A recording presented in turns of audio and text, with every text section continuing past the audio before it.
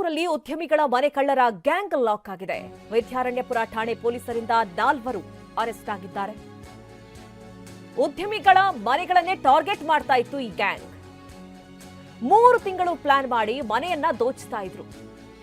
Plan success ಆದ್ರೆ ಧರ್ಮಸ್ಥಳಕ್ಕೆ ಬರೋದಾಗಿ ಹರಕೆ ಕೂಡ ಹೊತ್ತಿದ್ರಂತೆ.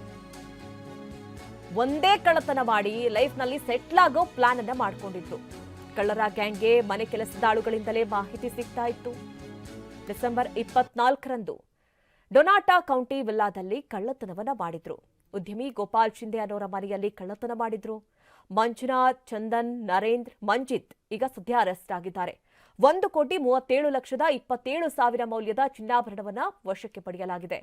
ಕೃತ್ಯ ನಡೆದ 4 ದಿನಗಳಲ್ಲಿ ಪೊಲೀಸರು ಆರೋಪಿಗಳನ್ನ ಬಂಧಿಸಿದ್ದಾರೆ. ನೋಡಿ, ಉದ್ಯಮಿಯ ಮನೆಯನ್ನೇ ಟಾರ್ಗೆಟ್ ಮಾಡಿ ಪ್ಲಾನ್ ಮಾಡಿದಂತಹ ಕ್ರಿಮಿನಲ್ಗಳು ಈಗ ಪೊಲೀಸರ ಅತಿಥಿಯಾಗಿದ್ದಾರೆ. ಉದ್ಯಮಿ ಮನೆ ಕೆಲಸದವರಿಂದಲೇ ಇವರಿಗೆ ಮಾಹಿತಿ ಸಿಗ್ತಾ ಇತ್ತು. ದೊಡ್ಡಬಳ್ಳಾಪುರ ಮೂಲದ ನರೇಂದ್ರ ಡ್ರೈವರ್ ಆಗಿದ್ದ. ಮಂಜಿತ್ ಮತ್ತು ನರೇಂದ್ರ ಮನೆಗಳ್ಳತನಕ್ಕೆ ಪ್ಲಾನ್ ಅನ್ನ ಮಾಡಿದ್ರು.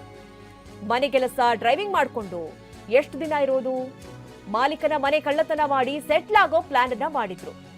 ನರೇಂದ್ರ ತನ್ನ ಸ್ನೇಹಿತ ಮಂಜುನಾಥ್ನನ್ನ ಕರೆಸ್ಕೊಂಡಿದ್ದ. ಮಂಜಿತ್ ತನ್ನ ಸ್ನೇಹಿತ ಚಂದನ್ ಅನ್ನ ಕರೆಸ್ಕೊಂಡಿದ್ದ. ಉದ್ಯಮಿ ಕ್ರಿಸ್ಮಸ್ ರಜೆಗೆ ಹೋಗಿದ್ದಾಗ ಈ ರೀತಿ ಕಳ್ಳತನ ಮಾಡಿದ್ದಾರೆ. ಕಳ್ಳತನದ ದೃಶ್ಯ ಸಿಸಿ ಕ್ಯಾಮೆರಾದಲ್ಲೂ ಕೂಡ ಸೆರೆಯಾಗಿತ್ತು. ಕಳ್ಳತನದ ಬಳಿಕ ಹರಕೆ ತೀರಿಸುವುದಕ್ಕೆ ಧರ್ಮಸ್ಥಳಕ್ಕೆ ಹೋಗಿದ್ರು. ಹರಕೆ ತೀರಿಸಲು ಹೋಗಿದ್ರು ಮಂಜುನಾಥ್ ಹಾಗೆ ಚಂದನ್. 4 ದಿನ ಕಳ್ಳತನ ಆಗಿ 4 ದಿನದಲ್ಲಿ ಪೊಲೀಸರು ಅವರನ್ನ ವಶಕ್ಕೆ ಪಡೆದಿದ್ದಾರೆ. ಇನ್ನು ಬೆಂಗಳೂರಲ್ಲಿ ಮನೆಗಳ್ಳತನ ಮಾಡಿದ್ದ ದಂಪತಿ ಅಂಧರಾಗಿದ್ದಾರೆ.